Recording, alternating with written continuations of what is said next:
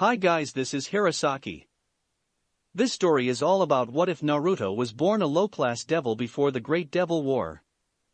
Realizing how the devil class system subjugated devils of lower class, Naruto will represent his origins as he rises and expose the corrupted system that he lives in, and he'll do it without the high-class devils even realizing it.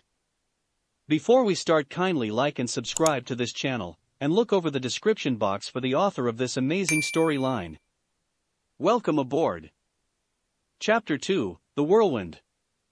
Present day. Kuo. I really like you. Huh? Really? Introducing Issei Hyudu, one of the biggest perverts this world has ever seen. Issei Hyudu is a perverted boy that attends Kuo Academy, a school that was once an all-girl school, but expanded and started to accept boys 2 years ago. With the girls outclassing the boys in numbers, it was a perfect place for a pervert like Issei to grow his perverted desires. After getting his balls crushed a little while after school by the kendo club, Issei sulked his way back home. However, he met a beautiful black-haired beauty on his way back home who claimed to have feelings for him. "Yes. I really mean it," said the girl as she tried to hide her embarrassed face from Issei. "I've seen you walk in the area a few times and I thought you were so cool," she muttered with a blush. "I can't believe it. She said that she likes me. And she's a complete babe," Issei thought to himself as he took a quick glance at the unknown girl's chest area that was covered by her school uniform. Do you want to go out sometime soon?" the girl asked. Yeah. I mean, I'll go," said Issei. He couldn't believe it. This girl was really asking him out on a date. The gods of perversion must have heard his prayers for a submissive girl that was sexy as she was shy. Really? The girl's face light up in excitement. "Great. Let's meet up on Sunday. I'll meet you by the fountain in town," said the girl as she started to run away. "Great," said Issei as he waved at the girl. "Wait a second, I don't even know her name." "Hey! What's your name?" he shouted. "Yuma Amano," she yelled back. "See you on Sunday." She took in corner and vanished from Issei's sight. Joy filled Issei's spirit as he did a little happy dance, hoping that nobody saw what he did. "I can't wait till Sunday. I need to go get ready. I need decent clothes, flowers, sniff sniff, and a shower too. Guess all that running from kendo club earlier made me stinky. But I have a date," he shouted to the heavens while running home. ORC Clubhouse. The once abandoned clubhouse was made into the ORC, the Occult Research Club, by Rias Gremory. Rias Gremory, a red-haired, pure-blood high-class devil, was sitting in front of chessboard deciding on her next move. Rias shared this city along with another devil in the area so that they could attend school in the human world. Rias wanted to get away from her parents and Siscon brother, and make an establishment here to live on her own. "I assume that Issei made contact with the fallen," said Rias as she moved a chess piece on the board. "Yes. Kaneko came in earlier and told me that she spotted the fallen spying on Issei while on his way home," spoke another voice. The voice that spoke was Akino Himejima, a low-class, reincarnated devil/fallen angel that is Rias, queen, in her peerage. Akino is known for her long black hair kept in a ponytail and her buxom figure, just like her best friend, Rias. As Rias queen, she helps her manage the peerage and acts as a personal assistant to the red head. "So they are making their move," muttered Rias as she moved another piece on the board and took one of Akino's rooks. "I'll have to make sure to leave one of my summoning tags on him before she does anything rash." "Of course," Akino said as she moved another chess piece. "Finally, something is happening in this boring town. I was really expecting more here in the human world than the underworld, but nothing exciting has happened in a while," she complained. "You'll get a new peerage member to play with soon." We'll just have to make sure nothing gets in the way of that. I still think that Sona is having second thoughts on picking up on Issei-san," said Rias as she moved another piece. "Another peerage member to play with?" Aquino laughed creepily that made Rias uncomfortable. "I hope he lasts long enough. Just don't do anything to break him, physically or mentally." "Checkmate," said Rias. "Oh, I thought I had you for once," said Aquino in fake disappointment. "Well, I believe it is time for me to return home," said Rias as stood from her seat. "I agree. Time for me to head back to the shrine. I'll see you." Both Aquino and Rias' head shot up as they felt a magical energy fly over the clubhouse. "What was that?" asked Rias to no one in particular as she opened the window and flew out, quietly followed by Aquino. The two were in the air searching for the unknown presence, but couldn't find anything at all. "Whoever's magic that was, they were strong. It seems we have a visitor among us," Rias said as she rubbed her chin in thought. "Whoever it was, they seemed strong. Maybe another recruit for you, I presume," said Aquino as she gave up looking for the owner of the magic they sensed. Keep your eyes open these next couple of days," Rias told her. "Queen, I don't want anyone getting in the way of me getting a new family member." "Understood. I'll see you in the morning, Rias," said Aquino as she teleported away. Rias surveyed the area for little while longer before she, too, retired to her home to rest. Time skip, Sunday. Issei was waiting by the fountain patiently for his date to arrive. He had thought long and hard on what he was planning for the date in his head throughout the weekend and was ready to put his plan into action. "Okay, first shopping, then movies, then going out to eat, and I'll end it with a nice walk through the park," Issei excitedly thought. "And if I get lucky, then the night might end with my face in her épée." Issei then felt someone tapping him on his shoulder. He looked to see a woman dressed in what looked like a Halloween costume/dress that looked like it was in the shape of a bat. She reached out to hand him some type of pamphlet. Thanks," he said as he took the pamphlet. She nodded and walked off silently, weirding Issei out. "Issei, is that you?" said a voice behind him. Issei turned to see Yuma looking stunning in a revealing clear top and short black skirt. "Holy babe alert, hey, Yuma. You look amazing," said a grinning Issei. "Thanks." She smiled back at him. "So, do you know what we're doing today?" she said as she latched onto one of his arms, unconsciously pushing it into her breast. "Oh yes. I have the whole day planned out," he exclaimed, trying to keep his cool. "We're going to have a really good time today." "Well, let's get to it," he said happily and pulled him into the shopping district. Time skip, that evening. Park entrance. All according to Issei's plan, the duo were having a nice walk through the park as their last activity for the day. The date went well for Issei. They went shopping for clothes together. He had to keep from staring at Yuma too long in the different outfits she tried on, ate at a nice restaurant where they actually had great conversation, enjoyed 2 movies because they couldn't decide between an action movie or a chick flick, so they decided to see both, and now the two were taking a comfortable stroll through the park. "So, Issei," said Yuma, "what do you want to be when you grow up?" "What I want to be?"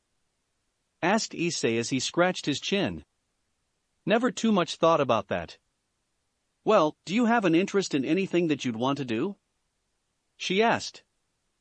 "Well, I think I want to do something in a hospital," he answered.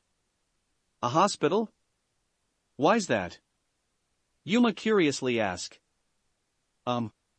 I've never told this to anyone before, so use this as proof that I trust you," he said seriously, which surprised Yuma. He was smiling all throughout their date, and he never had put such force behind his words. "My mother and father, they've tried to have children before me, 2 or 3 times, I think. Well, my mother had miscarriages for each one of them," he said a little hesitantly. "Oh my gosh." Yuma covered her mouth in shock. 2 or 3 miscarriages. She couldn't have imagined going through something like that. Yeah, when I heard that, it made me have a higher respect for life, even though I do a lot of questionable things. He said as he thought back to all of his perverted tendencies. Addiction. What type of questionable things are yo? Anyway, he exclaimed, trying to bring back the topic in hand. When my mother was pregnant with me, my father went to some shrine and prayed for me to survive, and I did. So they named Issei for honest, which is meant for my father's honest prayers for me to live. Wow. Yuma's respect for Issei parents increased dramatically after hearing that. Your parents are very brave and noble for having faith that you'll live. Yeah. My parents are the best. He said with a smile as he thought about the people who take care of him. So anyway, when I learned about that, I thought about how cool it would be to, deliver kids, or something like that. I don't know. I've always liked those doctor shows and stuff, but I'm not a fan of the blood. Yeah. Yuma said with a giggle. She now saw Issei in a new light. Not only was he cool, but he also had an honorable dream. What about you? Asked Issei, catching her attention. What do you want to be in the future? A businesswoman. She answered quickly. I don't do a lot of things at school.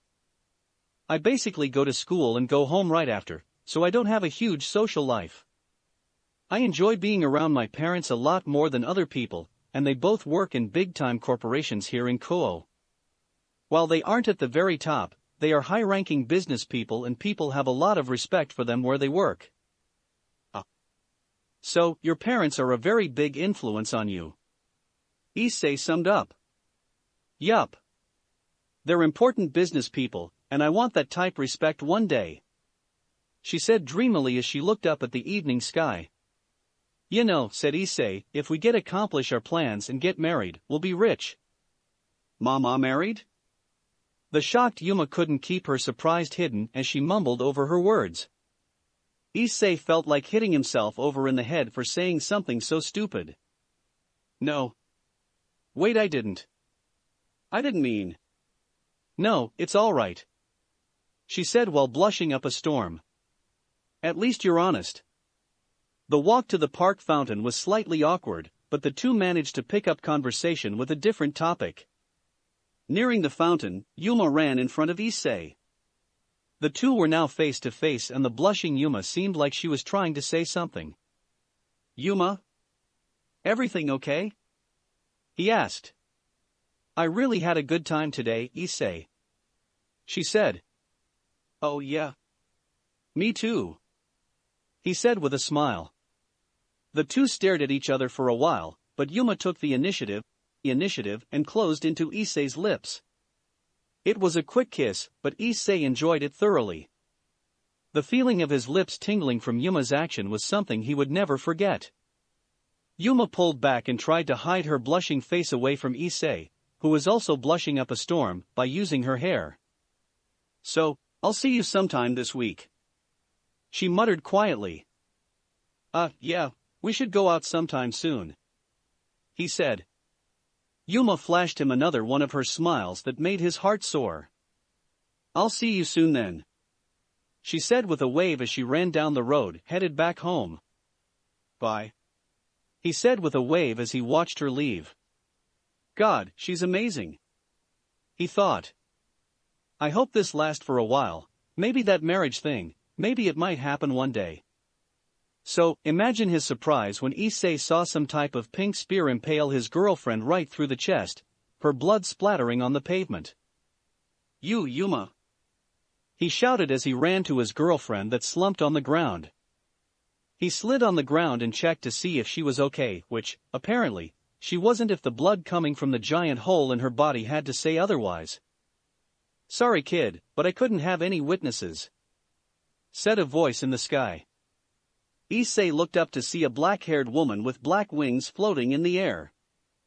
Only wearing a black strap over her large breast, a thong-like piece held together by her hips with 3 straps, a shoulder guard with spikes protruding from it, black, thigh-high boots, and was holding an imposing pink spear that looked like an exact copy of the one she threw at Yuma. And one thing that Issei couldn't miss. She looked like an older, more mature, version of Yuma. "Well, what do you know," said the lady with a deep, but melodic, voice, "I guess it is true. Everyone has an exact, look-alike twin somewhere in the world." She muttered as she looked at the body of Yuma. Tears flooded Issei's eyes as he looked up at the women in anger. "Who are you?" he shouted, "and why did you do this? What has she ever done to you?" "Nothing," she said as she checked her nails, not caring that a girl was quickly dying from blood loss. "Like I said, I can't have any witnesses. She was just in the wrong place at the wrong time." "Witnesses for what?" he yelled again. "Well," the dark angel laughed, "for when I kill you, of course." Issei's heart pumped faster and faster in fear after hearing what she said. She wanted to kill him? What did he do to her? He doesn't even know this lady. "It's not your fault that you're about to die," she said as she threw her pink spear at Issei. "Blame God for cursing you with a sacred gear." Pain filled Issei's body as he looked down to see a pink spear in his chest, similarly like there was one in Yuma's chest. He fell back, lying right next to Yuma, who was long dead. He cried tears as he slowly felt his life slip away. "Oh well," said the fallen angel, Rainier. "That was fun for like 5 seconds. And with that, she flew away." Issei stared at the red liquid of life that was spewing from him like a flood. Damn it, I can't move, I'm really going to die," he thought in sadness. "I'm so sorry. Yuma. Sorry that I couldn't protect you." He could hardly feel the pain anymore as his eyes were slowly closing. His last sight would be the red ground that was painted with his and Yuma's blood. This blood, the color, just like her hair, I wish I could see it, one last time. With those being his final thoughts, Issei Hyudu was dead. Suddenly, a Gremory summoning circle appeared near Issei's body. The pamphlet in his pocket was growing in his pocket as if it was reacting to the magic circle. Coming from the summoning circle was the devil that Issei was thinking about, Rias Gremory. The summoning circle dissipated and Ria's feet landed on the ground. She inspected the crime scene in front of her, but she knew what happened here not too long ago. "I was expecting one body, but two? This is an old twist of events," Rias muttered to herself. "Nevertheless, I'll get what I came for." She reached out to Issei, but then she felt a magical presence approaching fast. Using her high intellect, Ria summoned her familiar to go and get her peerage. She felt a fight was going to occur here. A flying person landed harshly on the ground, cracking the earth under them. "It seems I've arrived a little late," the voice, which sounded like it was male, said to himself. The unfamiliar boy stood to his full height, revealing himself to Rias. The boy, who was the same height as Rias at 5 feet 8 inches, the boy was wearing a full-body green jumpsuit with orange leg warmers and blue tennis shoes. He had a bowl-cut hairstyle and the thickest eyebrows that Rias has ever seen in her 18 years of life. "Who are you?" she asked, but sounded like she demanded him to answer. "Just a devil doing a little recruitment work for my master," said the boy as he suddenly started to do jumping jacks, weirding out Rias in the process. "And if I fail, I'll do 5 million jumping jacks in 30 minutes as punishment." "Why are you doing jumping jacks now?" she asked with a hand on her hip. "I'm warming up," the boy said as he moved on to toe touches. "We are about to do battle, right?" Rias tensed up a little and prepared her magic. "We don't have to do battle. I was here first, so shouldn't I be the one to revive the boy?" she asked with a dangerous tone. "Be that you were here first, and I would usually allow such a thing, I can't allow that. My master has expressed interest in Issei Hyudu, and has given me orders to recruit him. As long as I have strength, I shall carry out my master's needs." "A shame," said Rias as a red aura covered her body. "I don't want to hurt you, but I will if you won't let me receive my prize." The mysterious green assailant smirked as he stepped into a fighting position. "You will not defeat me." Rias Gremory, pure-blooded devil, king. Versus. Name, race, rank? Before we do battle, Ria said, can I at least know the name of my opponent? Oh, forgive me, but I cannot give out my real name freely, said the boy in green, but you can call me the beautiful green wild beast. He exclaimed in excitement. Oh. Rias didn't know how to reply to that. I hope this ends soon. This might be the weirdest battle I'll ever have. Update. Rias Gremory, pure-blooded devil, king. Versus. Nickname, the beautiful green wild beast, race, rank? Ladies first.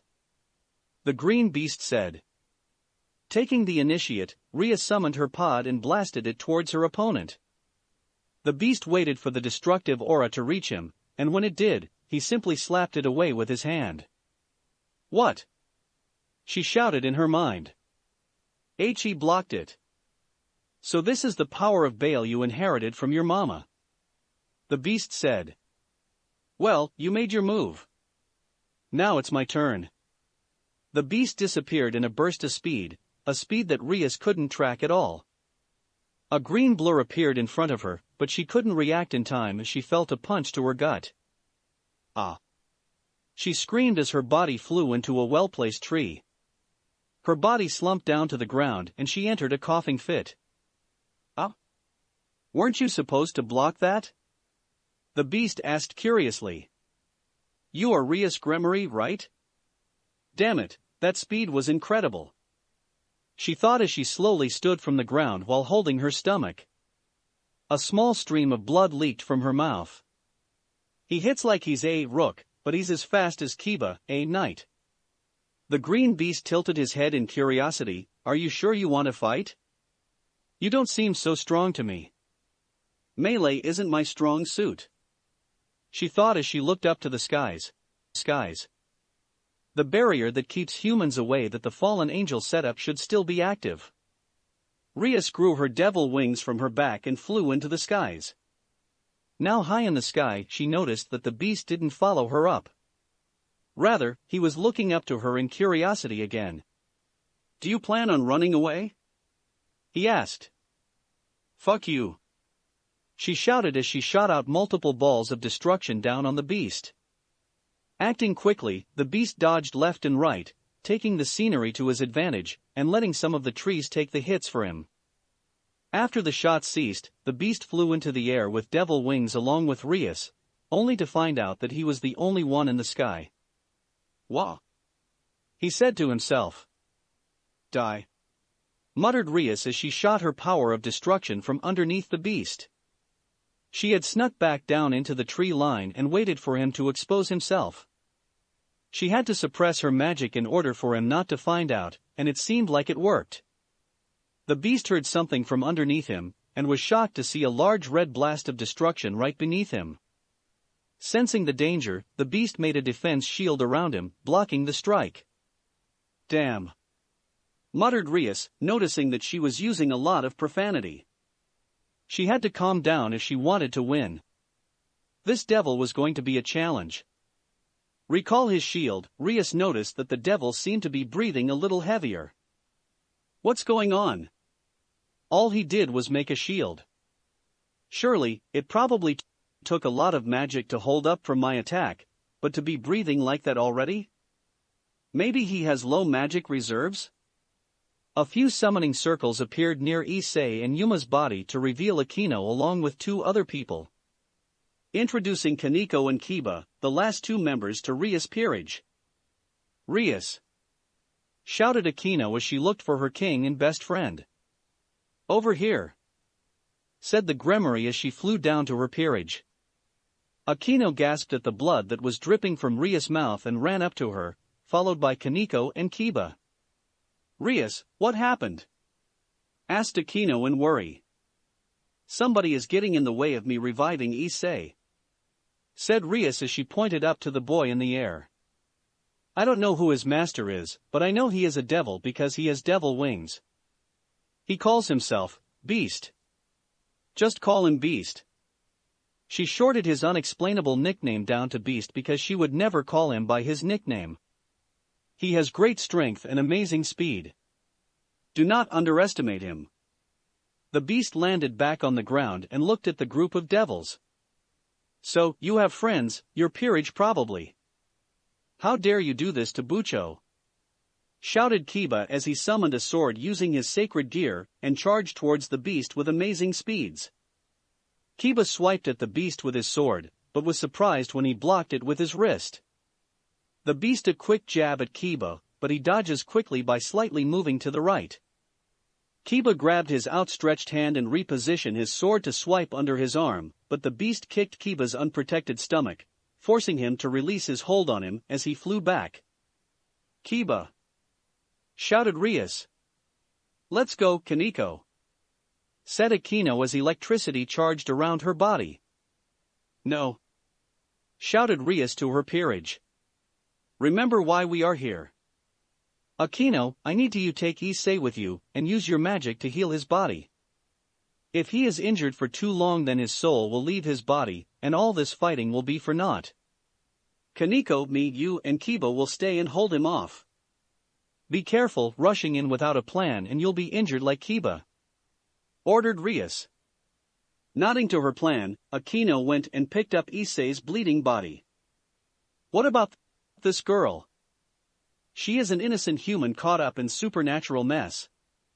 I sense no power coming from her at all. Let her die in peace. Nodding once more, Akino summoned a teleportation seal to leave with their new member. I can't allow that to happen, said the beast as he appeared in front of a surprised Akino. He was about to attack her, but was blocked by Kaneko catching his punch. Bad. She plainly said as the beast was then hit by Rias' pod. Yes. Rias said, glad she finally made contact with the devil. Akino faded from sight, leaving Rias, Kaneko and Kiba against the jumpsuit devil that was holding his side in pain. Team Rias, Rias King, Kaneko Rook, Kiba Knight. Versus. Nickname, the beautiful wild green beast, race, devil, rank? That hurt. Said the beast as the remains of a small magic shield he used to block some of Rias' pod disappeared. A flame lit in his eyes as he shouted, as punishment for me lowering my guard during time of battle, after this match, I shall do 10 million squats. He yelled. What is wrong with him? Kiba said as he tightened his grip on his sword. I don't know, but he is strong. I noticed that he must not have a large magical reserve, because he was breathing at a different rate when he blocked my attack earlier. Let's force him to use more magic to tire him out, said Rias as she stood next to her peerage members. My sword bounced off his arm like it was nothing. I don't know how he did it, muttered Kiba. The seals my master gave me allowed that to happen, said the beast as he pointed to his bandages that covered most of his upper arm and some parts of his hand. Sure enough, there was a seal on the bandages which probably hardened them for him to block swords. Who are you? Rias asked again. Are you a pure-blooded devil, or are you a reincarnated devil? Reincarnated devil, he answered. My master saved me 2 years ago, and I'm a better fighter, he said while pumping up his fist. Why does your master want Issei? Asked Kiba. I dunno. He told me to go and recruit him, and I followed orders. However, I couldn't find him because his magic is weak, kinda like mine. I knew I had him when I felt a fallen angel in the area, but I was too late to do anything. Now, all I need to do is beat you all, and then go find Issei again. My master will be disappointed if I don't bring him with me. Who is your master? Asked Rias. I can't tell you. The only thing that matters now is this battle, he said as he got into his fighting stance. Rias and her 2 peerage members also got into their battle stances, ready for anything he threw them. It was quite for a while, but then the beast spoke, let this be an honorable battle, and then disappeared in pure speed. Kiba met him halfway as sword and fist clashed. Lee threw a double jab at Kiba, who dodged them easily and swiped at him with his sword. The beast backstepped the swipe kicked at Kiba, but his leg was caught by Kaneko. he said. Kaneko swung him around before throwing him into a tree, in which he broke through and smashed into another one. Hopefully this hits him, said Rias as she sent a blast of pod in the direction he landed. Did that get him? Asked Kaneko as the two stood by Rias. Rias sensed a magical presence to the side of them. Kaneko was already on it as she caught the beast rushing to them. The two caught each other's fist and were now having a power struggle. The ground cracked under the pressure. You're strong, the beast said. Ditto. Hold him still, Kaneko, shouted Kiba as he appeared beside them. He sent an overhead strike down on the beast, but he pushed himself and Kaneko forward to dodge it. Kaneko raised her knee to hit him in the stomach, but he blocked it by using the bottom of his foot to stop her assault. The beast bent his body back as Kiba tried to take his head, the sword slash barely missing Kaneko's chin. This guy is an athletic monster, thought Kiba as he watched as the beast was holding Kaneko and himself off while on one leg. Kiba! Kaneko! Shouted Rias as she prepared another blast of her pod. Understanding what she wanted, Kaneko let go of the beast, causing him to lose balance as he was depending on her pressure to hold him up. Kiba used this opportunity to hit the beast on the side of his head with the butt of his sword, disorienting him. The two jumped away from the beast as he was hit with yet another magical blast from Rias, in which he had to spend more magic to lessen the damage by using a shield. Gah! He said as he crashed on his back. He was really starting to tire out now that he was running low on magic. That's it. No more shields. Good job, you two, said an out-of-breath Rias. Hopefully that will hold him down. I don't know, Bucho. This guy is tough. He can handle a lot of pressure. I am starting to believe that he is a rook. Stated Kiba. I also agree, said Kaneko as the group watched the beast walk from the tree line. Taking hit after hit like this must mean he is a rook. You are correct, said the beast while holding his shoulder. My name is Lee. You all are good enough to know that. You've figured out a lot about me already because of some of my slip-ups. I'm still considered a rookie. Well then, Lee, said Rias as she crossed her arms underneath her breast, I have a question. Are you an enemy to us? An enemy? Said a surprised Lee. No. I'm not an enemy. I'm simply a recruiter. If we were to meet under different circumstances, I'd probably invite you to the gym for a session of weightlifting and fat burning, he exclaimed. Team Rias had a dumbfounded expression on their face as they looked at the thick-eyebrowed man. Oh, how nice, muttered Rias. However, I can here to accomplish a job for the man that saved me, and I won't disappoint him. Lee yelled as he got back into his fighting stance, making Team Rias do the same.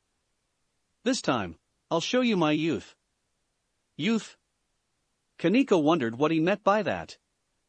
You first, Lee said to no one in particular as he disappeared from sight.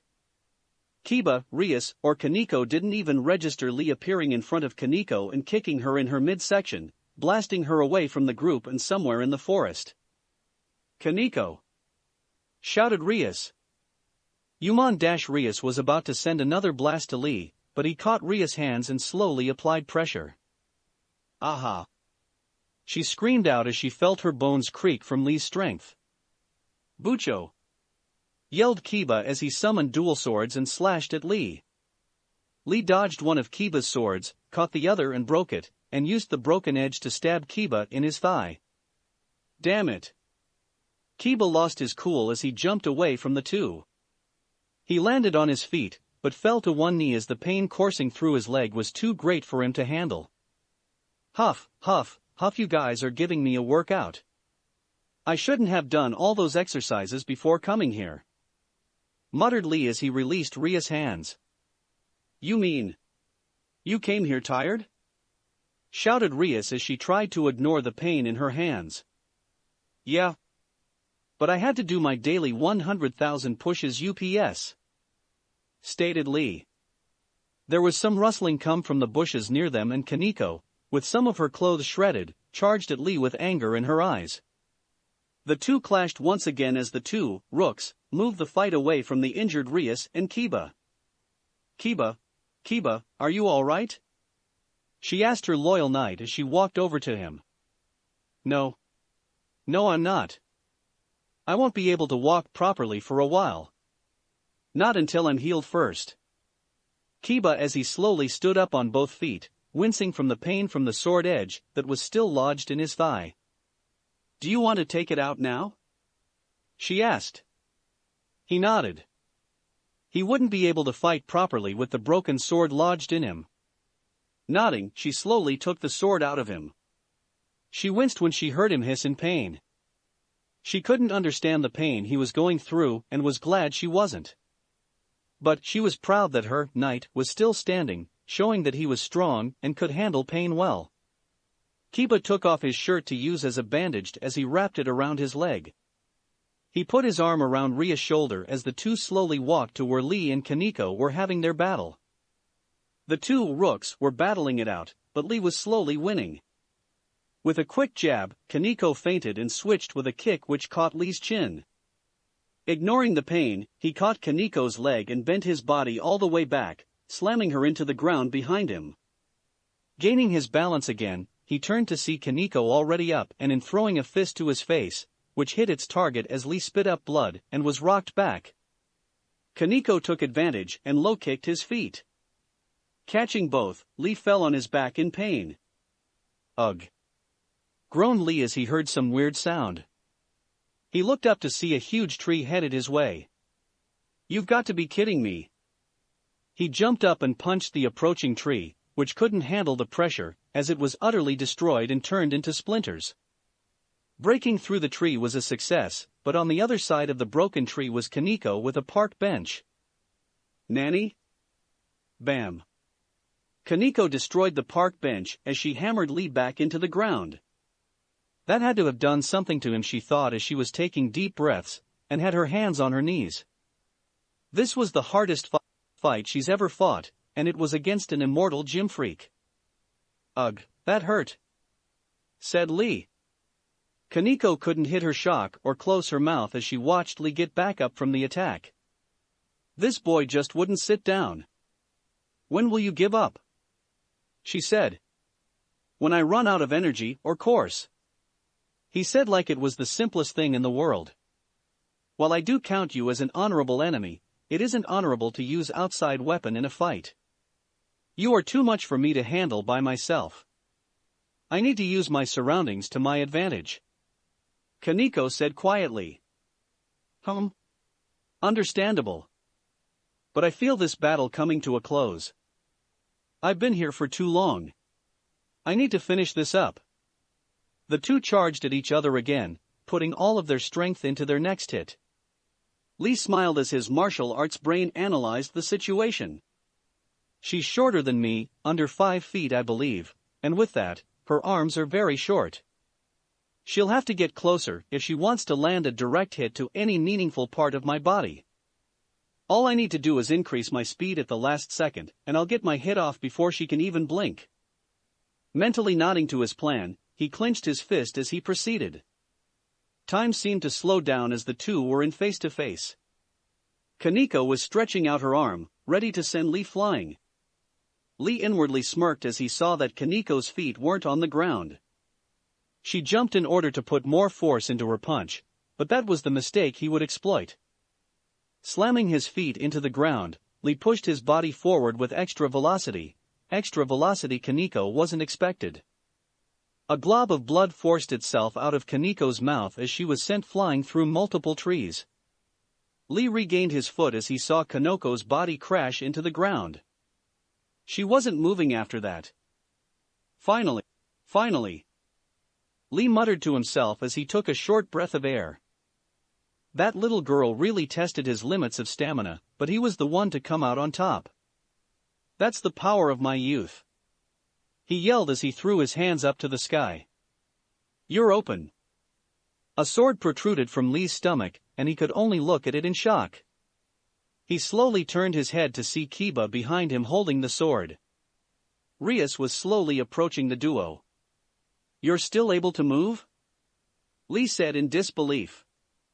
"The love I have for my family and future family members kept me going." "You're finished," Kiba said as he retracted the sword. Lee slowly fell to the ground, utterly defeated. "Good job, Kiba," said Rias as she approached the duo. Kiba was taking deep breaths as he tried to remaining standing.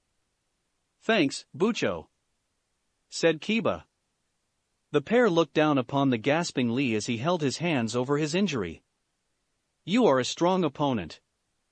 I will always remember this battle, Lee," said Rias. "Thank you for that," Lee said with a smile. "But I was too weak. I could have finished at least both of you off." Wadash. Leaf whirlwind. Lee suddenly had the energy to do a multi-spin kick with his foot scraping the ground. The wind from the move lifted Kiba and Rias off of their feet. "He knows wind magic," thought Rias in surprise. Lee appeared over the falling Kiba and used his elbow to plow into Kiba's stomach. A crater formed from the strength of the move as Kiba took the full force of the blow. Rias hit the ground and quickly conjured up her remaining magic. Lee walked over to Rias to take her out, but he was met with an outstretched hand. Checkmate. Lee couldn't defend the destructive orb that hit his midsection. The orb pushed Lee into the air with it, until finally exploding in the air. Rias sighed as she watched Lee's body land somewhere nearby her. She heard the thud that his body made when it hit the ground, but she was too tired to check where he landed. "He has to be down now," she muttered as she slowly got up from the ground. She walked over to Kiba's personal hole in the ground to see him knocked out. She wasn't disappointed, however. Knights weren't known for their defense, but he lasted until the end. She was very proud of her knight. She looked to her right when she heard leaves crunching. Kaneko was walking out of the forest and back onto the park pathway with a limp in her step. Her shirt was destroyed and she was using her arm to cover her chest. "Oh, Kaneko," Rias said as she hugged her, Rook.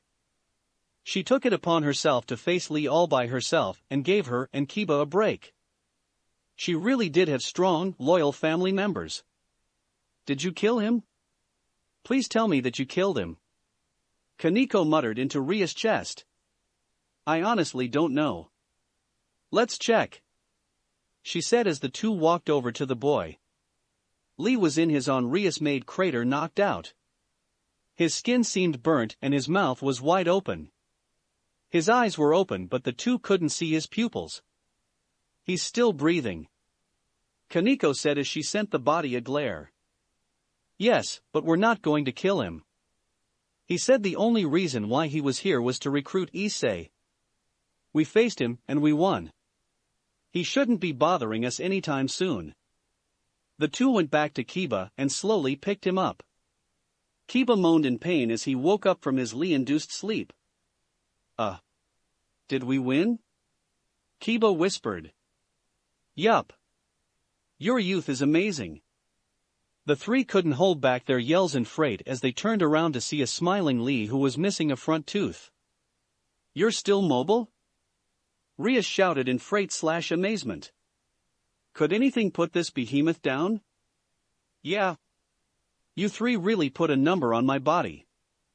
I feel like if I throw another punch, I'm gonna faint," said Lee with a laugh as he scratched the back of his head. "Why can't you just faint now?" said a dead serious Kaneko. Lee noticed the lack of clothing that Kaneko had and tore the top half of his jumpsuit and handed it to her. "Here. A lady shouldn't be exposed like that," he said with a small smile. Kaneko looked at the offer for a while before taking it, saying a quiet thank you before putting it on. "Well, will you be bothering us anymore?" asked Rias with a slight glare. "Bothering you about what?" "About recruiting Issei." "Oh, that," said Lee. "I couldn't have done that in the first place. Rias, Kaneko, Kiba's face fell as they heard what he said. What do you mean by that? Asked an irritated Kiba. Well, when I came here, Issei was already dead. I can't recruit a dead body. Dead people don't talk.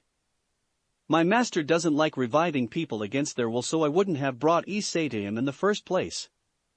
So why did you fight us? Asked Rias. Because it seemed like a fun thing to do, and I wasn't wrong. Said Lee with a cheeky smile.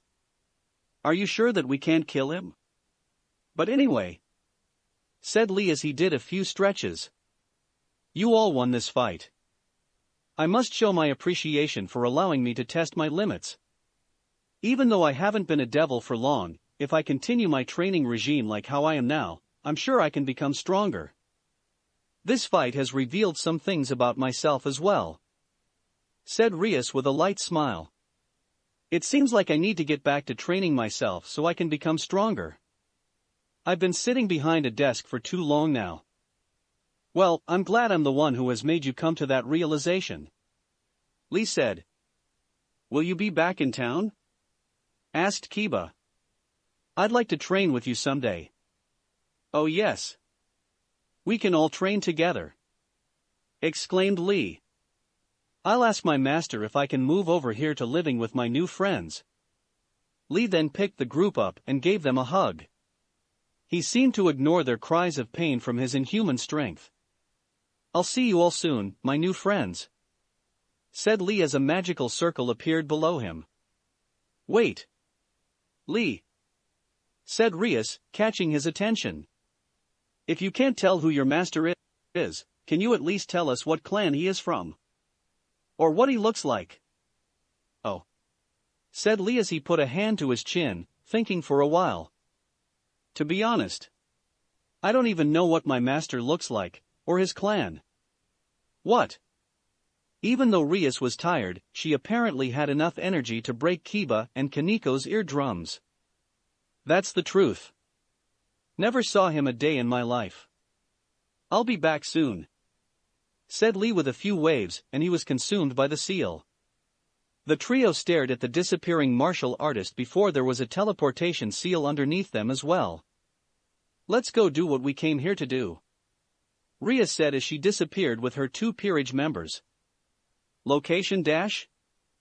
Lee was sitting in what seemed to be an abandoned dojo and was meditating. All was quiet until he spoke out. Master, I am here. He whispered. Lee opened up his eyes to see a floating, orange ball of aura levitating in front of him. Lee did show any surprise as some of the aura coming from the floating ball rubbed on him and faded, like the cold, visible air from an open freezer. You've failed? Said a disoriented voice coming from the orange orb. Yes, master. I have failed you. Issei was already dead when I found him. I fought against Rias Gremory along with her, Knight, and Rook, and was defeated. Please forgive me. Said Lee as he bowed to the orb. The orb didn't say anything for a while before answering, oh. "'Kay. No problem, he. Master, I am asking if I can move to Kuo for now.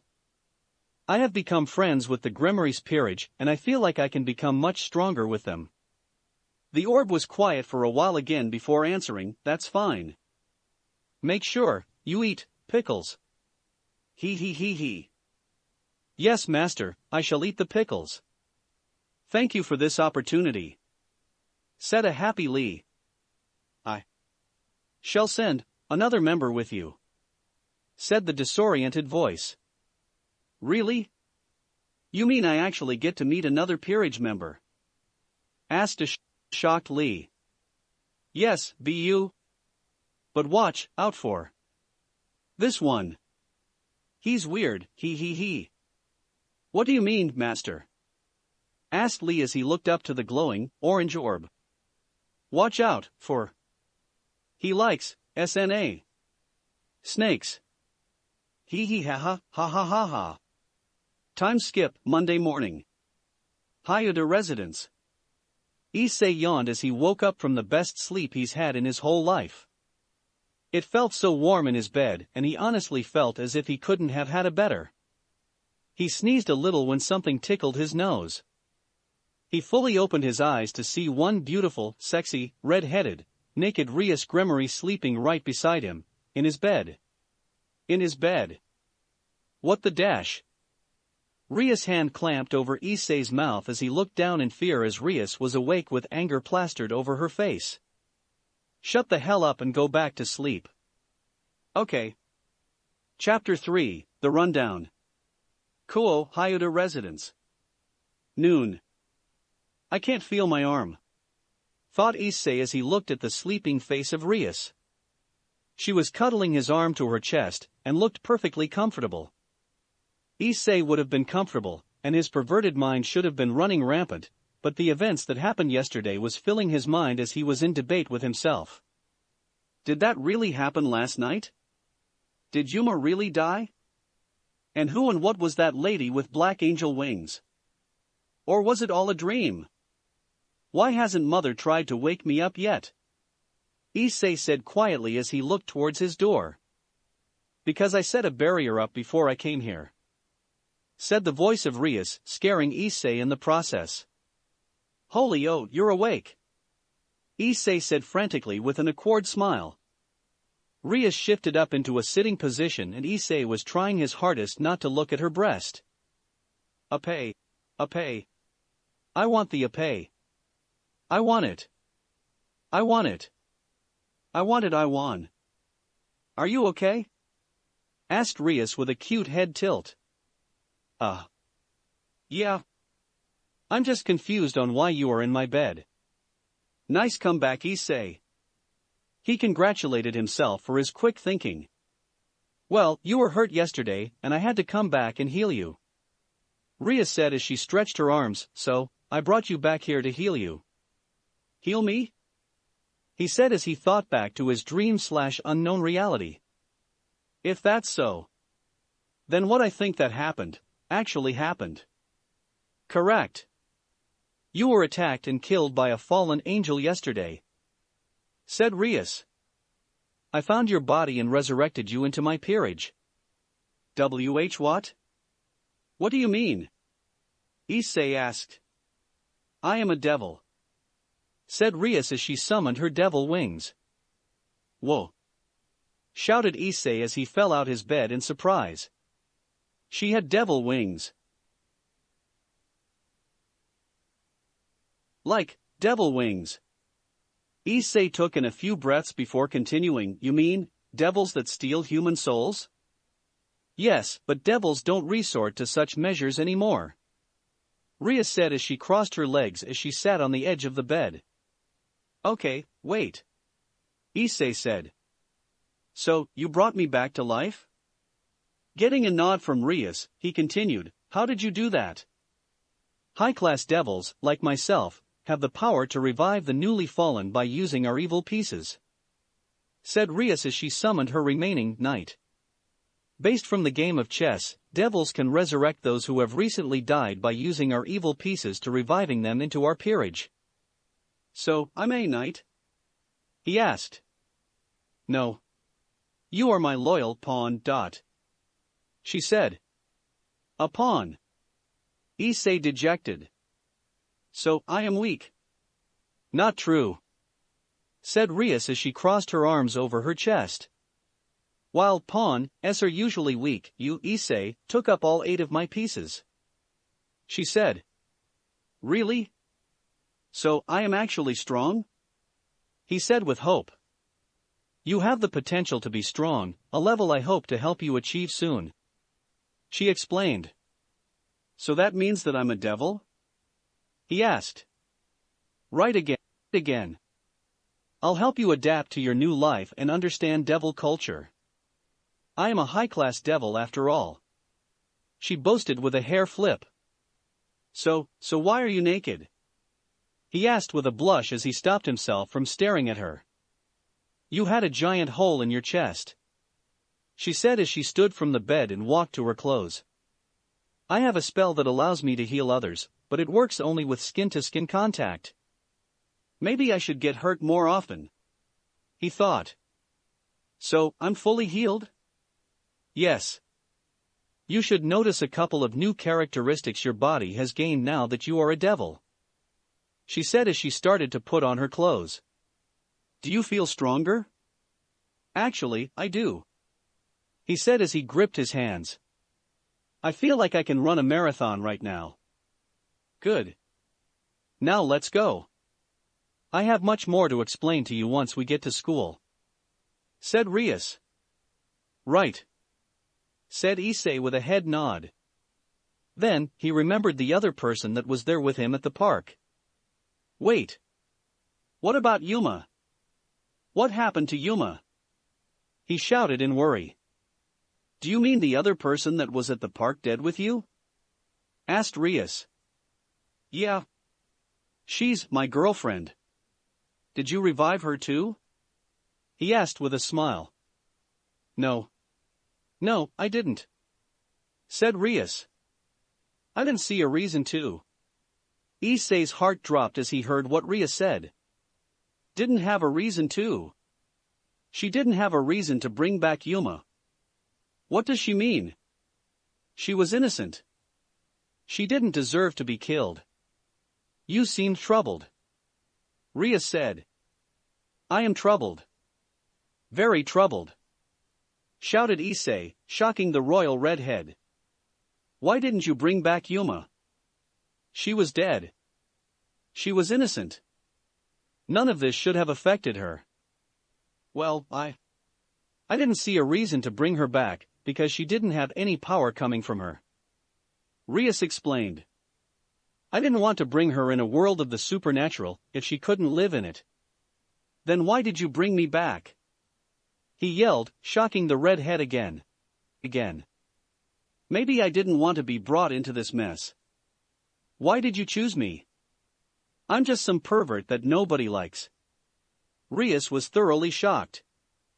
She didn't want to reveal her plot now, but if she lied to him then she would lose his trust in her once he was knowledgeable in the works of devils. If I tell him the truth now then later, I'll have time to gain his trust. Even though I've already messed up, I have to take the time to earn his trust, thought Rias as she made her final decision. You have a sacred gear, Rias said. Seeing his confused face, Rias explained, sacred gears are gifts of the biblical God that has been given to humans to enact miracles on earth. Sacred gears vary from strength and rarity, but I believe that you have something special, Rias said excitedly. Oh, and Yuma didn't, yelled Issei angrily. Yuma wasn't special, so you didn't even try to bring her back, right? Rias sighed as she finished putting on her clothes. Right. I didn't sense any type of sacred gear or magical power from her at all. She was just a regular human. So she was just trash for you, huh? Said Issei as he glared at the beautiful devil in front of him. Usually, he would have been staring at Rias in lust, but now, he was glaring at her for what she didn't do. She wasn't trash. I just didn't want to bring her into a world where she would only get hurt, hollered Rias. She didn't seem to have any talents and she was an innocent that nobody paid attention to. I left her alone because there wasn't a reason for me to bring her back. No. You didn't bring her back because you didn't have a reason to bring her back, he accused, which actually made Rias step back from the boy in fright. You're just a selfish person who only wants what's powerful so you can benefit from them. You could have asked me to join you when I was alive, but you wanted to wait until I was dead so that I didn't have a choice. You don't understand what she meant to me. Rias turned away from Issei, not want him to see her conflicted face. He didn't know what he was talking about. She had to do this. She couldn't take the chance of him saying no. He doesn't get it. I'm not selfish. I just have to do what I have to do. I'm getting married to him. I'm not a selfish person, she muttered to herself, but Issei heard her clearly. Then why didn't you bring Yuma back with me? Or even better, why did you wait for me to be dead so you could bring me back? He said with a calm anger. It was silent in the room for a while. Issei was waiting for an answer, while Rias was rummaging her mind for the right answer. Even with her smart mind, she knew the answer wouldn't be something he would like. I have my reasons, said Rias, disappointing Issei with her answer. Just know that I needed you to help me accomplish my goals, and I can help you with whatever you want to accomplish. You just need to trust me on this, and I promise you that I'll make your life as a devil worthwhile. I don't trust you, Issei simply said. You have done absolutely nothing for me to have my trust. You waited until I was dead, brought me back against my will, and just expected for me to follow your every order like a dog. That is not who I am. I didn't want it to be this way, said Rias. I didn't think that the fallen angels would have killed you and your date. If you were dead and she was still alive, I would have just wiped her memory of what happened so that she wouldn't know about the supernatural. Well, that didn't happen, Issei said angrily as he put on a shirt and some jeans. Why were they after me in the first place? I never did anything to them before. I wasn't the only one who noticed that you might have had a sacred gear. They probably didn't want you to realize and grow your power, so they decided to kill you now rather than try to fight you later on, explained Rias. Issei sighed as he ran a hand through his hair. All of this shit happens to me, and I didn't even ask for it. Are you alright? Asked a concerned Rias. If she was going to help her newly acquired pawn and gain his trust, now was the time to do so. Where is Yuma's body? He asked. Ria's heart skipped a beat as she thought about Yuma's body. We left it, back in the park. We were so tired and engraved into the fight with Lee that we didn't even notice. Where is Yuma's body? Issei asked again, but by the way he said it, it was more of a demand to answer his question. We left it at the park. Issei's eye shined a dangerous red as his right burst with magical energy. Ria's eyes widened as she watched Issei's sacred gear appear onto his right arm. Twice critical, she exclaimed in her head. You left her body at the park. He hollered in anger. Yes, but we didn't mean to. You didn't mean to. How do you not mean to leave a body out in the open? There was a fight, Ria said through her fear at the anger devil. She really messed up. Who else was there that could have saved Yuma? He demanded an answer. A devil from another peerage wanted to recruit you. We fought over you. We won, but the battle left me and the rest of my peerage members exhausted. We totally forgot about Yuma and I'm sorry. Issei stood up and walked out his room, not caring for the cries of Rias to wait as he went down the stairs. Passing the living room, Issei's mother noticed that her son was still home. Issei? What are you doing home? I thought you went to school? Said Mrs. Hayadu. Not now, Mom, said Issei as he walked out the door, confusing the women even further. She would have been even more confused when Rias came down the stairs, but forgot everything completely when Rias did a quick spell on her. Rias caught up to Issei, who was walking down the street with a mean face, making passers-by weary of the boy. Issei, wait, Rias said as she made it next to the boy. What, you're going to tell me some other way that you ruined my life? He said as he kept walking. No. I can teleport you to the park, she said, which made him stop. Teleport? Devils could do that? How? He asked curiously. Just follow me. We can't do it here in public, she said as the two made their way deep into an alleyway. Rias grabbed Issei's hand while leading them away from public, but he forcefully snatched it back. Rias glared at the boy. Yeah, she did a lot of fucked up stuff, but he didn't have to be this mean to her. Forget it, muttered Rias as she felt that they were far enough away from human view. Just stay close, she said as a magical circle appeared below the two. Before we go, I'm going to need you to recall your sacred gear, Rias said as she pointed to Issei's arm. Oh. I didn't even notice this, said Issei in surprise as he analyzed his sacred gear. Sacred gears can appear in times of stress. I guess you learning about Yuma is what activated it. She explained. However, we need to keep that out of public eye. I'm glad that the people who saw that didn't say anything, probably thinking that it was some toy or something. You're going to need to calm down before we go. Issei nodded and took a couple of slow breaths. He was mad, but in order for him to fully understand everything that was going on. I just want to go home and watch porn, MILF porn specifically. He thought. Suddenly his sacred gear vanished. Ria smiled in content as she watched him recall his sacred gear. She had a really good feeling about Issei. Now, don't freak out when we suddenly appear at the park, okay? She asked.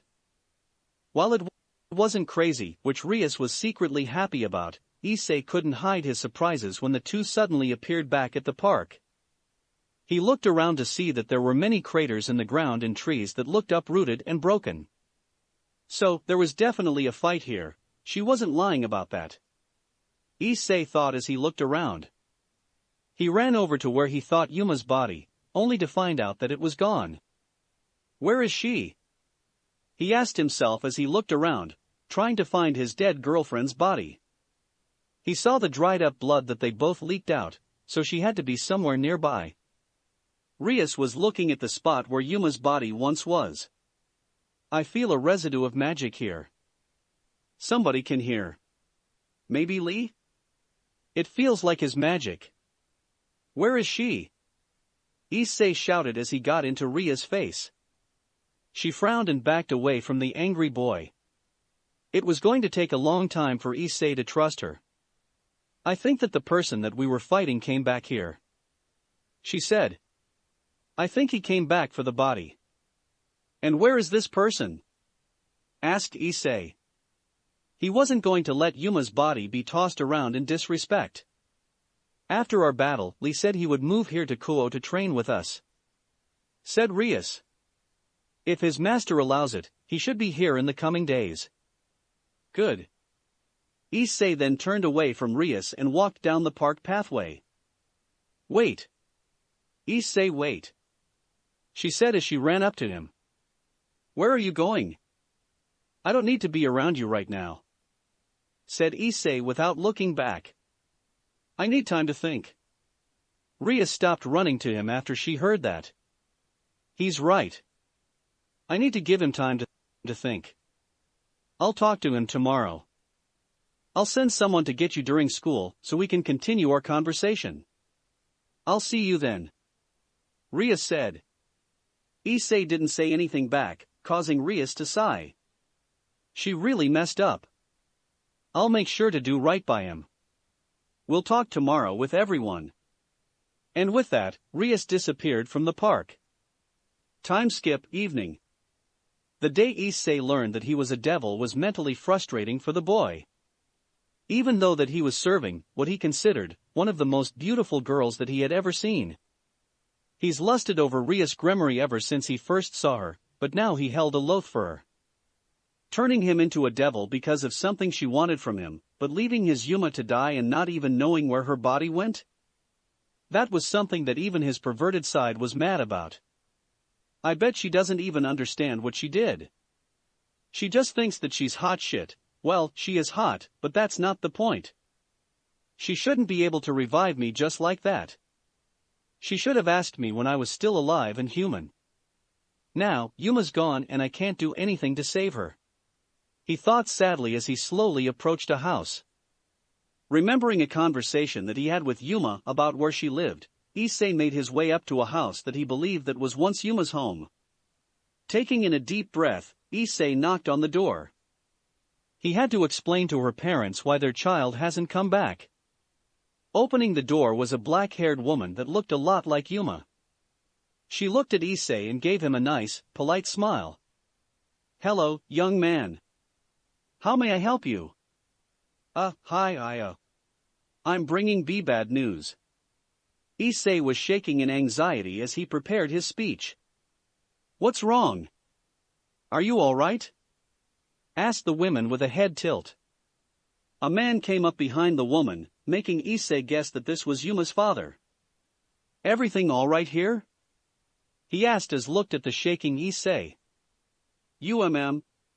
Well, you see. I knew your daughter, Yuma," he muttered. "Yuma?" asked the wife. "Who is that?" What do you mean who is that?" "Yuma is your daughter." "I'm her boyfriend," Issei murmured. "Well, sir, we don't have a daughter," said the husband, shocking Issei. What do you mean you don't know Yuma?" "She's your daughter. She's your daughter that died because of me. How can you not remember?" he yelled. "Son, listen. I think you have the wrong people," said the man with a frown. "You should go home." Issei slowly backed away from the confused couple in fright before running away in a full sprint. "What's going on?" he yelled from his mind. "Why don't they remember Yuma? That their child and they don't even remember." While running, Issei brought out his phone and opened up his photo app to see the pictures that he had took with Yuma during their date. He came to a halt when he kept scrolling, but couldn't find their picture. "What's going on?" he yelled as he kept scroll. He checked his photo 5 times before giving up. The photos he had with Yuma weren't there. I don't understand," he muttered as Issei started to cry. His first girlfriend, the girl that he couldn't protect from some dark angel that had big boobs, was gone. Yuma was gone and it was his entire fault. Issei broke down on the sidewalk, but it was late enough whereas to nobody would be out and see him. 30 minutes later. After recovering from his major breakdown, Issei was making his way back home. It was really late out and he didn't want to make his parents worry any more than they probably were. He still had Yuma's dead fresh on his mind, but he had slowly and painfully come to accept that she was truly gone. But, thought Issei as he continued his walk, if I can find this Lee guy, then I can at least bury her body properly. Lost in his thoughts, Issei didn't notice the flying dark angel floating above him. The blue-haired fallen angel was none other than Calawarner, wearing a maroon trench-like top and matching miniskirt. The fallen was watching her prey slowly trek his way back to his home. "Seems like they resurrected him," Calawarner muttered to herself. She produced a yellow spear and aimed it at the newly reincarnated devil. "Oh well, if Rainier couldn't finish the job, then I will," she shouted as she chucked the spear at Issei. If Issei wasn't lucky, he would have died again. 24 hours past his first death, but a passerby devil swooped in and saved Issei as the yellow devil-killing spear stabbed the ground Issei was once on. "What the?" shouted Issei as he tried to struggle out of the grip of whoever had him in their arms. "Are you safe?" asked an unfamiliar voice. "Safe from what?" shouted Issei. Whoever had Issei in their arms dropped the poor devil, causing him to groan as he hit the ground. "What was that for? Didn't you want me to let you go?" asked the voice that sounded like a boy to Issei. The brown-haired boy shook his hair out of his face and looked up to see some weird-looking boy in a green jumpsuit. "Yeah, but not like that," Issei said as he slowly stood back up. "Who are you and why did you do that?" "Well, my name is Lee." Issei's eyebrows rose when he heard his name, "and I just saved you from her," Lee said as he pointed up at Calawarner. Issei looked up to see the blue-haired fallen and his eyes widened in shock. "She has those wings, just like that other woman." Well, said Calawarner as she crossed her arms over her breast, which caught Issei's perverted attention. "Seems as if you have a guardian devil watching over you." "You!" shouted Issei as he pointed up to the fallen angel. "Where is that other woman with those same wings that killed Yuma?" he shouted. Rainier? Calawarner said with fake confusion. "She's in the area. But I'm going to kill you both here to avoid problems later on." "No, you're not," Issei growled as he summoned his sacred gear, surprising both Lee and Calawarner. "Ah. So that's your sacred gear? Lee said with a head nod. Calawarner smacked her lips as she analyzed her situation. Fighting two devils, no matter how new the brown-haired one is, will be a disadvantage for me, especially since that one with the jumpsuit could be quick enough to dodge my attack. It seems as if another important matter has been brought to my attention.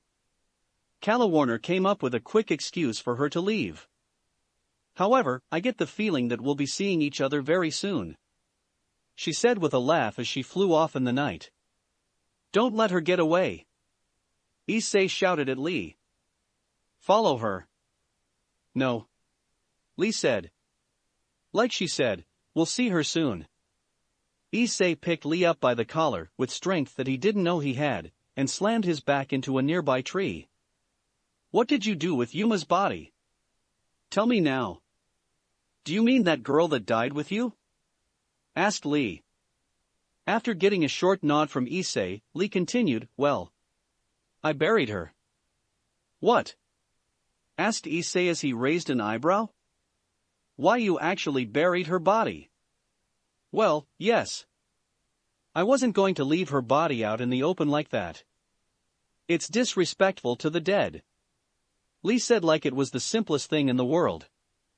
But Ria said that you left the park after they defeated you, Issei said as he released Lee and backed away.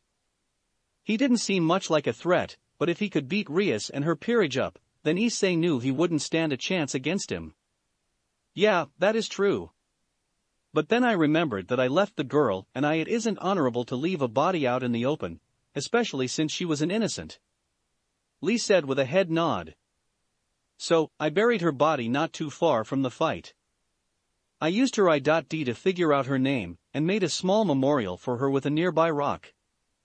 Really? Issei said with astonishment. You did all that, for her? For somebody you didn't even know.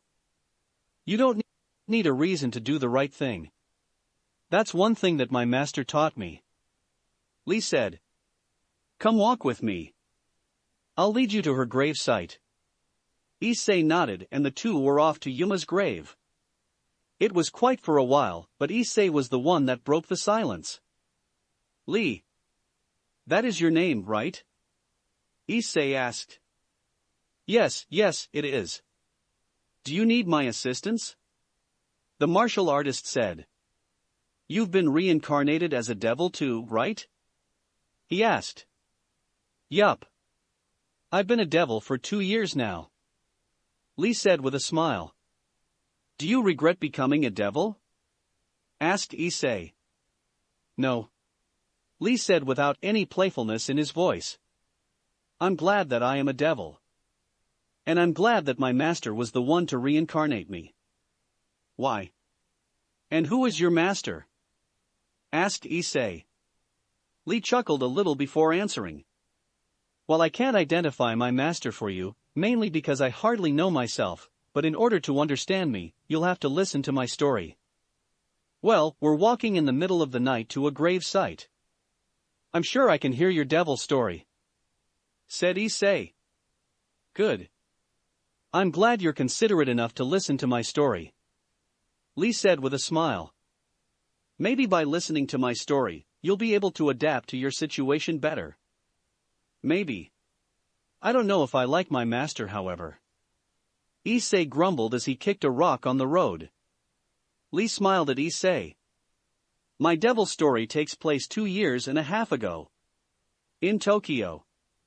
My sensei, at the time, was my only inspiration, the only man that truly understood me. Time skip 2.5 years ago. Tokyo. A 16-year-old Lee was sitting in the passenger seat of a car with anticipation filled in his eyes. Lee was wearing white, short-sleeved kimono shirt with a martial arts belt and black pants. He had his signature bowl-cut hairstyle and his bandages were tightly wrapped around his fist. He was in a deep concentration as he watched the traffic in front of him, taking in every detail and storing them in this brain. He wanted to train his mind into gaining a photographic memory of his surroundings, so he can use that in his fights. Now Lee, said a man that looked similar to the boy. I know that you're focused, but I don't want you to overthink anything right now.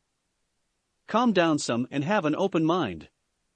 If your mind is too clouded, then it will affect you during the tournament today. Taking heed to his sensei's words, Lee took in a deep breath as he slouched back into the seat of the car.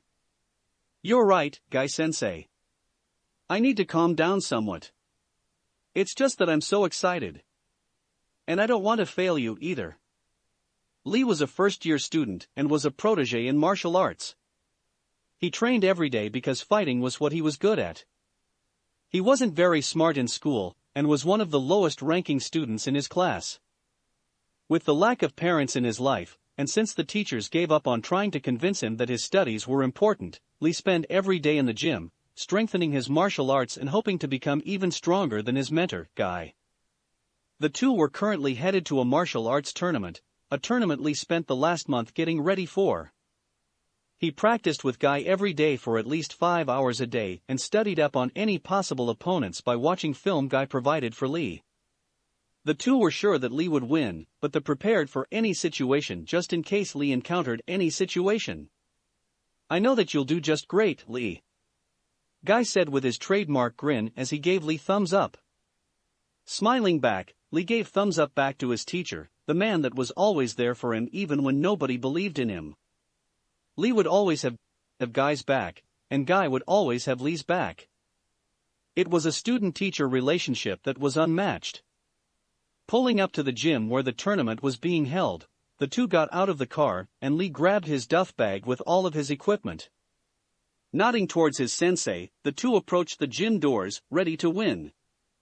Time skip. And he's down, shouted the announcer. Rock Lee is down. It was the final match of the battle, and Lee made his way all the way to the top. His last opponent went by the name of Niji Hyuga, also a protege in the gentle fist fighting style, opposite to his ferocious fist style. The gentle fist style focused on hit the target's pressure points and disabling them. It took amazing speed and accuracy to learn the style, but Niji trained in the style since birth and became a master at it. Lee groaned in pain as he tried to push himself back up to fight. His arms were okay, but it was his right leg that wasn't responding. After trying to kick Niji in his midsection, Niji took the opportunity to do a couple of quick jabs to his thigh and foot. After putting his weight back down on that same foot, Lee lost his footing and fell to the ground. He gritted his teeth as he stood on his left foot, but his right leg was numb and unresponsive. Niji, who was also hurt by Lee's ferocious punches that landed, slightly smirked as he saw Lee's leg. "It seems like I've finally caught you," Niji said within breaths as he entered his fighting stance. "This was a good match, but I shall prevail." "No, you won't," Lee said with confidence as he managed to enter his own fighting stance, despite his numb right leg. "I'm putting everything I've got into this last move." He gave the pale boy a pain-ridden smirk. "You will not defeat me." "Then let's putting everything into this last strike," shouted Niji as he ran up to his final opponent. Time slowed down as Niji approached Lee, who was pulling his arm back for his final blow. "This is everything I've got. Have it." Time skip. Lee's second-place medallion swung from his neck, shining proudly as the streetlights made its sleek design shine. However, Lee wasn't happy at all. I should have won that. I'm sorry, Guy-sensei. I've failed you," Lee muttered as tears started to fall from his eyes. Lee, listen to me," Guy said as he put a hand on his student's shoulder. "I am proud of you, no matter what. You've taken my fighting style to new levels, and I know that you'll do even better than I did. You haven't failed me." Guy-sensei. Lee looked up at his sensei in awe. "The only time you would have ever failed me if you stopped being true to yourself. Only then will you ever disappoint me. Don't ever stop believing in yourself, Lee. I know that you'll crash. Location dash?" Muttered Lee as he clamped his eyelids shut to avoid taking too much of the bright light that was shining down on him. Lee felt around and felt some type of wire attached to his arm. He could also feel that he was in some type of bed. Where am I? He thought to himself as he slowly adjusted to the light and opened his eyes. Surprise ran through Lee as he sat up in his hospital bed. He checked around the room to find an IV attached to his arm and both of his legs in cast. The TV was currently showing the news, and by checking the board on the wall, it was the day after his tournament. The one that he lost. "Guy-sensei!" shouted Lee as his mentor's face entered his mind. Where was he? Was he okay? Lee's heart monitor started to beat faster because of Lee's fear, and 2 doctors entered his room in response. "Are you okay?" asked the female doctor as she checked Lee's cast in concern. Yeah, but what about Guy-sensei? Where's Guy-sensei?" Lee shouted in worry. The 2 doctors looked at each other, wondering who was going to deliver the young martial artist the bad news. The female doctor won the internal struggle as the male doctor sighed and rubbed his beard. "Son, settle down and I'll tell you what happened," he said. After taking a few breaths, Lee gave his full attention to the doctor. "The other guy that you came here with, you too, suffered a car wreck." "A wreck?" Lee asked. His memory was really blurry. The only thing he remembered was that he was riding back home with Guy after the tournament and the rest was blank. "Yes, you two had a wreck. There was a drunk driver," the doctor said. "He was swerving in the wrong direction of traffic. He hit you two head-on. It's a miracle you're alive, however, the one driving the car wasn't so lucky." Lee knew he wasn't book smart, but he knew what the doctor meant. Tears filled his eyes, and Lee shouted out in sadness. The man that fully believed in him. The man that he looked up to. Guy-sensei was gone. The 2 doctors knelt their heads down as they listened to the boy's despair. It was hard, every day, seeing people die for stupid reasons like drunk driving. Now, the boy had lost his teacher, and there wasn't anything they can do to bring him back into the boy's life. After crying for a few minutes, Lee finally settled down. He was still hicking from his tears, but he had calmed down enough in order to hear the doctors again. "So, he's really gone?" Lee asked as he wiped the tears from his eyes. "Yes, son, he's gone. Crushed to death," the male doctor said as he sat on Lee's bed. "Killed instantly. The pressure was too much for his body to handle. But at least he didn't go through feel any pain," he muttered. There's something else that you need to know." The female doctor spoke up. "Your legs, they were heavily damaged from the crash. While your upper body survived with non-fatal injuries, your legs took the brunt of the accident." So I broke them?" Lee asked. "Worse. Your legs were crushed as well, and a lot of metal from the car entered your legs, causing them to get infected. You also lost a lot of blood and—" "What are you trying to say?" asked Lee as he looked at the panicked doctor. "I've got it from here," the male doctor said. "Lee, I'm not going to sugarcoat it. Your legs suffered a lot of damage, too much damage for someone as young as you. The only way to save you is if we amputate your legs." Time skip, midnight. Lee couldn't sleep at all. He was wide awake.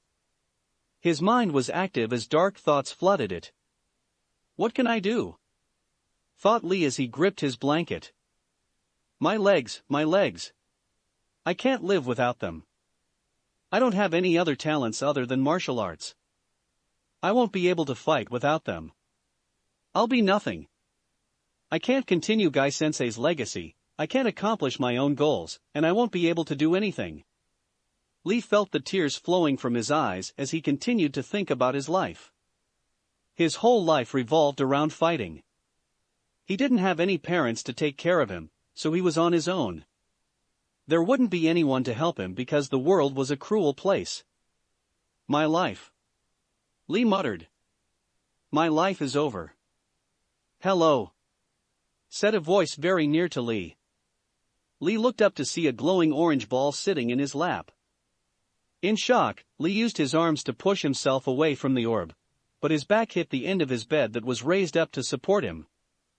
What is going on? He yelled as he looked down at the orb in fear.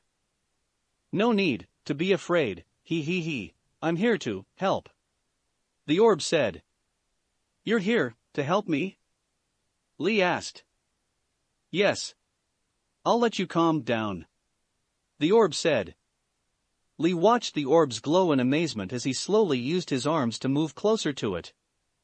He didn't know why, but he felt a calm power radiating from the orb, and it was a power he was attracted to. He watched as the weird aura come from the orb and disappear in a white mist. The orb also radiated heat in Lee's cold hospital room. What do you mean that you can help me? Asked Lee. I felt your distress. I can sense your legs, they're gone. They can't heal you. I can heal you and make you even better. The orb said. How? How can you do so? Lee asked in anticipation. If he could restore his body to continue his master's legacy, then he would do it, no matter the cost. I am a devil. Lee's eyes widened and a small amount of fear started to spread in his body. A devil? You mean, like a soul-snatching devil? He asked. Ahahahahahaha. The orb laughed, scaring Lee even more. Ops, didn't want to scare you. No, devils don't steal souls. Anymore. While he was still scared, a sense of relief filled Lee's body as he let out a breath he didn't know he was holding in. Ah, that's good. I can reincarnate you as half-devil. The voice said. A half-devil? Lee said. How? A small, red, rook piece suddenly appeared inside of the orange orb. I have the power to resurrect those into my peerage with my evil pieces. The voice said, putting an end to the breaks during its sentences. With my evil piece, you'll be reincarnated into my peerage as a rook. In a peerage, rooks have amazing physical strength and defense but lack speed. However, if you join me, I'll train you to lose that handicap and help you become a great martial artist. Any deal with a devil comes with a cost. Lee said suspiciously. What's in it for you? If you join me, the orb said, you'll be reincarnated as a half-devil. You'll lose part of your humanity, but you'll still look like a human. You'll serve me, your king, until one of us dies first. I'll help you accomplish your goals, and you'll help me accomplish mine. I'll introduce you to your other peerage members, but only until you're strong enough. They will be your family and they will take care of you. Do you agree with me? Will you become a part of my family? Lee looked at the rook piece floating inside the orb with wonder. This was his chance to continue what he wanted to do, to become a great martial artist. He knew he couldn't do it as a human anymore, so why not serve this person? Why are you talking to me like this? Where is your real body? Lee asked. My real body is sealed up somewhere. The voice said. While the seal is weakened, it still holds me. I need my peerage to do a few things for me and so I can be released. If you join me, I'll continue to talk to you like this, but once I'm free, we can finally see each other. So, do you agree? Lee looked at the orb once more before nodding his head. Yes. Yes, I agree. I'll become your servant if you help me. Good. Said the voice as the rook piece started to float towards Lee. Come now. Join me. Flashback end. And ever since then, I've been a loyal member of my master's peerage. Said Lee with a smile as he looked up at the stars. That's amazing. Issei uttered as he looked at Lee. And he gave you a choice to either live as a human or become a devil. Yup. Lee said. Master once told me that if he can't get to know the person or ask them if they want to become a devil, he wouldn't reincarnate them. He believes that isn't honorable at all. Gee, I wish someone would go by that same rule. Issei muttered to himself as he thought back to his red-headed master. "We're here," Lee said as he stopped walk, surprising Issei. Sure enough, in front of them was freshly dug up dirt and a rock that read Yuma Amano on it. "I'll leave you here to grieve privately," Lee said as he patted Issei's back. "I should be moving into town soon, so keep a lookout for me. My master will deploy me and another one his peerage members here, and I heard he's really strong. Maybe you can train with us one day." "Yeah, maybe," Issei muttered. Lee patted his back before teleporting away, leaving Issei alone at the grave. Issei walked closer to the grave and kneeled before it. He touched the grave and his eyes started to slightly water. "Yuma, I have so much to tell you, starting with I'm sorry for not being able to protect you." 1 week later. After the whole Issei reincarnation fiasco, things settled back down after a while. Issei met up with Rias at her clubhouse, also getting to meet the rest of her peerage. She continued where she left off and explained devil culture, and how it is handled. Of course, Issei being a pervert, was excited to hear that he could have his own harem, but there was a voice in the back of his head saying that he wouldn't be able to protect. Flashes of Yuma's smiling face haunted his dreams and he would usually wake up in a cold sweat. He still didn't trust Rias one bit, but he knew he was going to have to adjust to his new lifestyle. After testing out his sacred gear, it turns out that it was actually the Red Dragon Emperor's Gauntlet, one of the strongest sacred gears in existence. Rias was ecstatic that her pawn had a Longinus sacred gear, and was glad that she trusted her instincts in believing that Issei was special. She ordered that her peerage members would teach Issei about devils, magic, factions, etc. She was going to earn Issei's trust and make him feel welcomed. The Occult Research Club members were all sitting in the old schoolhouse after a long day of school. It was an unusually quiet day, and they didn't have to report to their clients today. So, as a bonding experience, Rias wanted everyone to meet up after school and snack on Akino's baking skills, which were superb. Munching on a chocolate chip, Issei was devouring Akino's cookies. "These things are amazing," he said as he reached for another one. "If I keep on eating these, I'll be addict to them." "What did she put in them, crack?" "Seems like you're enjoying yourself," Kiba said with a smile as he grabbed a napkin to clean his mouth of crumbles. "Yeah. Munch, these cookies are really good." "Thanks for these, Akino," Issei said with eyes filled with wonder. Fu. "Why, thank you, Issei.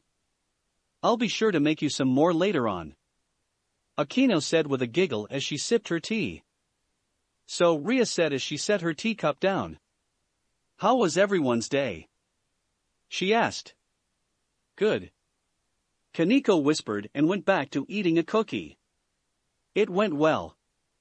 It's nice to have a break every once in a while," Kiba said. "I'm just glad I can spend time with you all," Akino said as she stood behind Rias.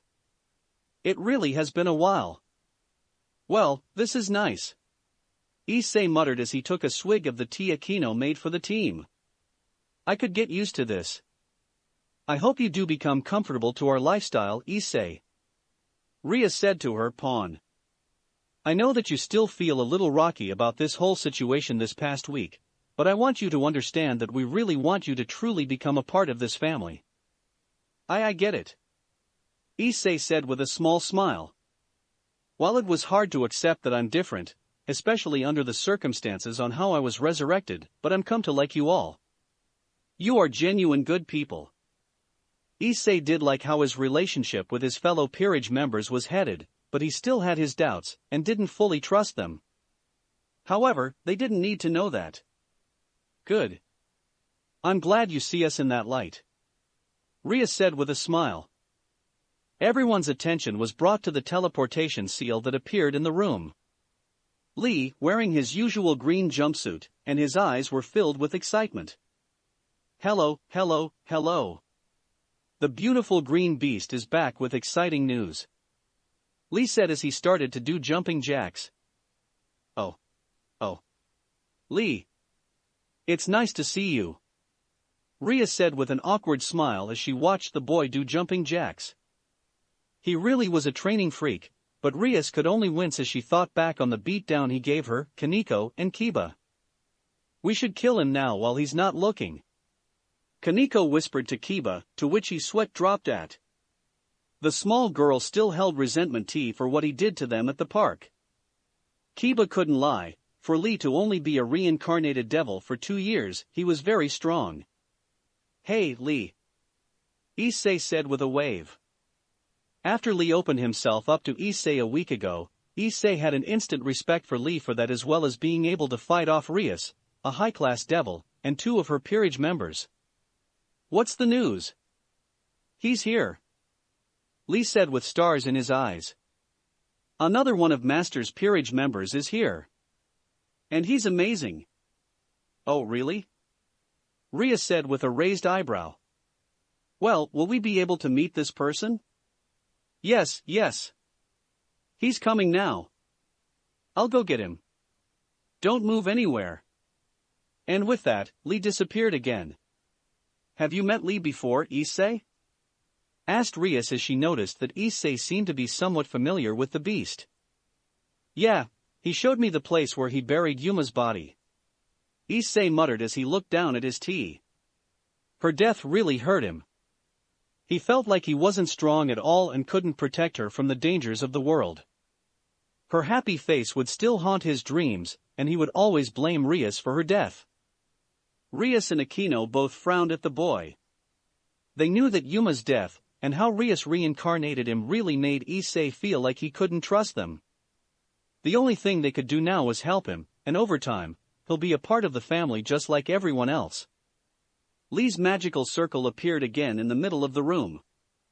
Everyone watched in anticipation who Lee would bring with him. However, everyone was confused when Lee appeared by himself. Lee. Where is your guest you said you'd bring? Kiba asked. I thought he was here with me. Where'd he go? I hope he didn't get lost, Lee said as he scratched his head. Everyone was confused for a while, but suddenly, a massive killer intent flooded the room, freezing everyone except Lee. Ria shuddered in shock as a snake appeared from behind her seat and slightly beneath her neck. Akino wanted to help her, King, but she was also frozen in fear as images her dying in ways she didn't know possible flooded her mind. Kaneko was breathing heavily as she dropped the cookie that she was holding in her hand. Her eyes widened as she thought back to her crazed sister killing her former master in cold blood. Her red, demonic eyes turned on Kaneko, and she gasped and tried to shake herself out of the illusion.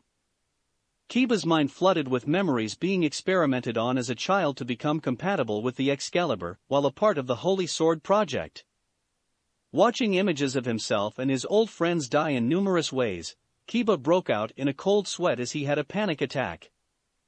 And Issei, who, not too long ago, when thought the experience of his life, was in an illusion of Rias killing Yuma over and over. He wanted to help her, but he was held down by snakes. He cried as he tried to get free, but he could only watch as Rias laughed as she sent her power of destruction at a crying Yuma. Rias, who gained a little of her senses back, looked behind her to see a very pale man with long black hair. He had eyes and fangs like a serpent, and his tongue was extremely long. The snake that just above her breast hissed at her, flashing its fangs that were dripping with purple venom.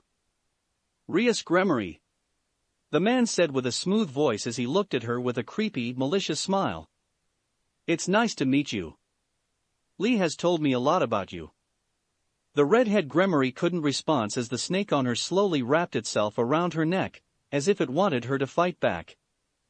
You know, it's not nice to sit there and just look at me. Introduce yourself to me, he said as he snapped his fingers. The Ki that once filled the room instantly disappeared. Akino dropped to her knees and hugged herself in fright. Kiba and Kaneko were in similar position, only they were on the couch instead of the floor. Issei, however, was still frozen. Yuma's smiling face was still on his mind and he couldn't get her out of his mind. I couldn't protect her. Tears started to fill Issei's eyes. I couldn't do anything to save her. Rias finally had the strength to speak to the snake man behind her. Who are you? The pale man smirked before answering, I am Orochimaru, a pawn, to my master that will serve him until the end of time. The snake around Rias' neck hissed once more before retreating into Orochimaru's sleeve. He was wearing a plain gray garb with a black shirt underneath and black pants that had bandages around his calves. He ran a finger down Rias' cheek, which made her eyes widen even more in fear now that he actually touched her. He smirked again before removing himself from behind her chair and towards Lee. Lee looked at the panicking devils and frowned at Orochimaru's antics. Orochimaru, should you really have done that? Asked the boy with a head tilt. He was also slightly scared of the snake man, but he knew that Orochimaru wouldn't do anything to permanently hurt them.